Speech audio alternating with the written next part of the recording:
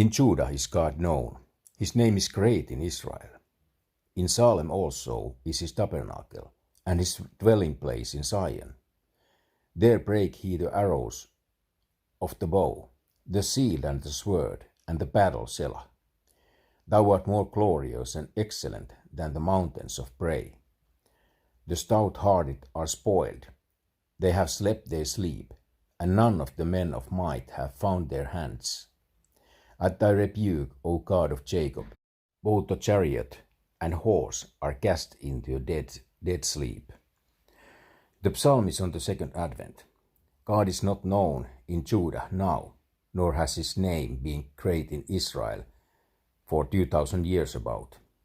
The name Jehovah may be great in Israel now, but if we are to believe Deuteronomy chapter 32 verses 15 to 22, Mark chapter 7 verses 3 to 13, and Romans chapter 10 verse 1 to 3, the name is only lip service. God is not known and will not be known in Judah and Israel until Hebrews chapter 8 verses 8 to 12. In this age, God is known and his name is great among the Gentiles, Acts chapter 28 verse 28, but only because of the Judah. The term Jew was given to Judean Jews in Jerusalem, John chapter 5 verse 16 and 18, and in spite of tons of anti-Semitic hogwash about Khazars, Edomite usurpers, and the 10 lost tribes, salvation is still of the Jews, and I don't mean Israel, or the Israel of God, or the house of Israel. I mean Jews, as in Judah and Jews from Judah, verse 1. In Salem, the word is kin to Shalom and Shiloh, meaning peace. God's dwelling place in this age is not in Zion, and he has no tabernacle there. Asaph is prophesying. Those who try to historicize verse 2 and lay it on David or Solomon have two problems. In the first place, wars don't stop in David's time, nor do they stop in Solomon's time. The breaking up of weapons in verse 3 is punctuated by our good old friend Selah, showing anyone but a Bible-correcting Hebrew scholar that we are to look at Haggai chapter 2 verse 9 and Zechariah chapter 14 for the meaning of the verse. The word Jerusalem means city of peace, so it's captured by the Jews in Judges chapter 1 verse 8, but they have to fight against it again to retake it in 2 Samuel chapter 5 verses 6 to 10. Shishak attacks it in 2 Chronicles chapter 12 verse 9. Jehoash goes after it in 2 Kings chapter 14 verse 13, Rezin in 2 Kings chapter 16 verse 5, and Sanherib in Isaiah chapter 36 and 37. Nebuchadnezzar goes up to it 3 times. Ptolemy Soter attacks it in 320 before Christ.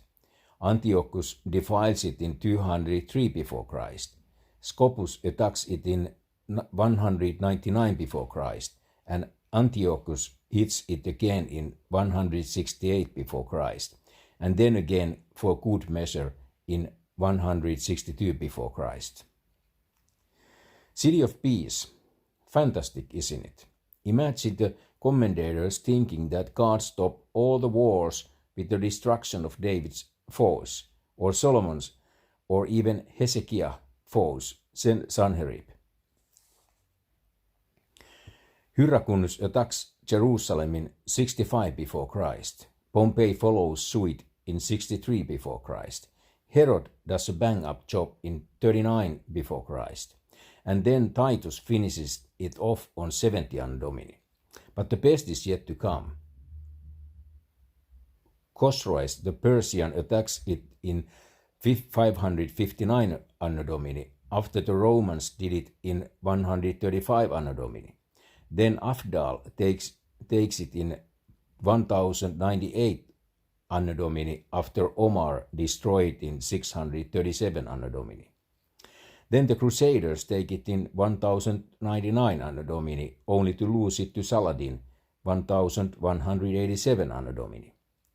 Never fear, Allenby so-called liberated it in 1917 Anno Domini, and then the Arabs took over fighting against it with Lebanese, Egyptians, the PLO, now Hamas, the Pope, and the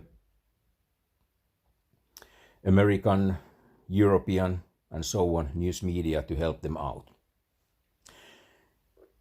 City of Peace, on earth peace, goodwill toward men, Luke chapter 2 verse 14. There will be no peace on this earth until the King of Peace judges this earth from Jerusalem. Until then the forecast is bigger and better wars, so-called, and more bloodletting by the barrel. There have been more people killed in wars since 1914 that would be more than 100 years than were killed in all the American and European wars fought between 300 before Christ and 1914 Anno Domini. Thou art more excellent than the mountains of prey. The Tau is Mount Zion. Two thoughts are present. Mountains, which have wild animals on them who take prey, Song of Solomon chapter 4 verse 8, are not to be compared with a mountain like Mount Zion, which not only had the temple on the place where God ordained sacrifices to be made, but also was the location of the Ark of the Covenant, which held the book Deuteronomy chapter 31 verse 26. The oracle of God, 1 Kings chapter 6 verse 5, was located on Mount Zion. The second thought is that the earthly powers represented by mountains, see Revelation 17 for example, and Jeremiah chapter 51 verse 25, are no equal for the mountain of the Lord. See Isaiah chapter 2 verse 2. He is king of the mountain, and his mountain will tower above McKinley, Blank, Whitney, Ararat, Everest, etc. For its prototype, see Hebrews chapter 12 verse 22, is already a good bit higher than the entire Milky Way. Slept they sleep into a dead sleep, literally in the sense of Saul, 1 Samuel chapter 26 verse 12, who is a type of the Antichrist. Doctrinally, in the sense of being dead, see Isaiah chapter 26 verse 14, Daniel chapter 12 verse 2. Several things happen at Armageddon that the prophetic expositors never picked up. One of them is that the Antichrist troops will kill each other, Judges chapter 3 verse 20. Their flesh will rot on their faces, Zechariah chapter 14 verse 12, and their horses will go blind and rabid in the midst of the attack, Zechariah chapter 12 verse 4. These are UN, One World, or whatever, groups from the world, troops, Revelation chapter 19 verse 19, who hope to overthrow the rider on the white horse, so-called, Revelation chapter 19 verses 10 to 14. Observe the advanced revelation found in the Authorized Version text, which all of the commentators naturally miss it again. Some commentators and so-called Bible teachers sees that the chariot goes into a dead sleep as well as the horses. He mumbles, the cavalries of the oppressors were stopped. New International Version, some call New Idiotic Version, can't handle it. So they say that they lie still. The Living Bible says fell. The RSV, New RSV, New RSV, and New RSV, and whatever new, take the word chariot clean out of the text, so they don't have to deal with the problem. So both rider and horse lay stunned. Typical, absolutely typical. If we consider the time, so for example after 1910, already about 100 years and onward, the chariot could go to sleep. What auto mechanic doesn't know that? Really? As a matter of fact, the motor can even so-called die. And what driver didn't know that? If it's awake, so-called, but not moving, it's idling. And who didn't know that by the commentators who couldn't imagine chariot going to sleep? They went to sleep on the Russian from 1942 and 1944 because the tank fluids froze, or the rats short-circuited the controls by chewing through the insulation. If we think about times after 1910 until 1950, automobiles were called by a peculiar name, chariots, in some part of America and somewhere. A chariot can malfunction. And whatever quotation marks chariot there will be in the future, they can malfunction. It's very much possible. They are human-made. And in the future, when there will be battle in Armageddon and Gog and Magog, it's pretty much possible there those vehicles and cars and so on are still under the influence of malfunction. And if evolution, advancement of humankind is not going much further than it's now, so we can even now know that all those so-called chariots, quotation marks, chariots, need still maintenance and service, and they can, quotation marks, die. Thou, even thou art to be feared, and who may stand in thy sight when once thou art angry? Thou didst cause judgment to be heard from heaven. The earth feared and was still, when God arose to judgment to save all the meek of the earth, Selah. Surely the wrath of man shall praise thee, the remainder of wrath shalt thou restrain. Woe, and pray unto the Lord your God. Let all that be round about him bring presents unto him that ought to be feared. He shall cut off the spirit of princes. He is terrible to the kings of the earth. All is clear. God arises in verse 9. See Psalm chapter 3 verse 7, chapter 7 verse 6, and chapter 9 verse 19.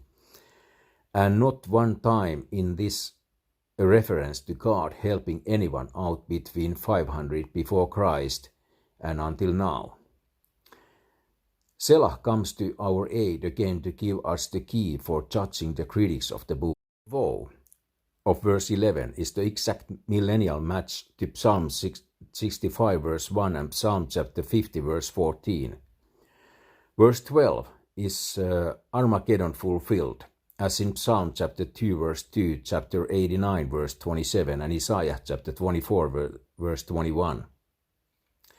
This is a literal destruction at the Advent. By now, readers should have gathered enough information together from the original English and in spite of Hebrew scholarship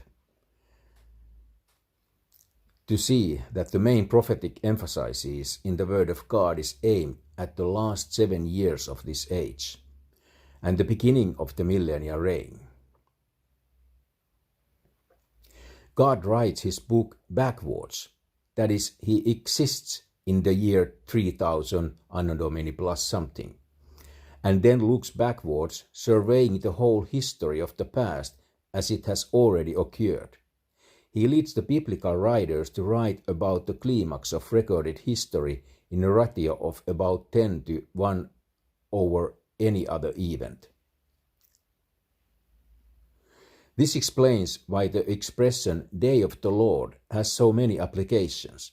For sometimes it refers to Sanherib's invasion and sometimes to his destruction, sometimes to Nebuchadnezzar's attack and sometimes to his destruction, sometimes to the first advent of Christ, sometimes to the first restoration of Israel, sometimes to the second restoration of Israel, sometimes to the beginning of the millennium, and sometimes to the end of the millennium.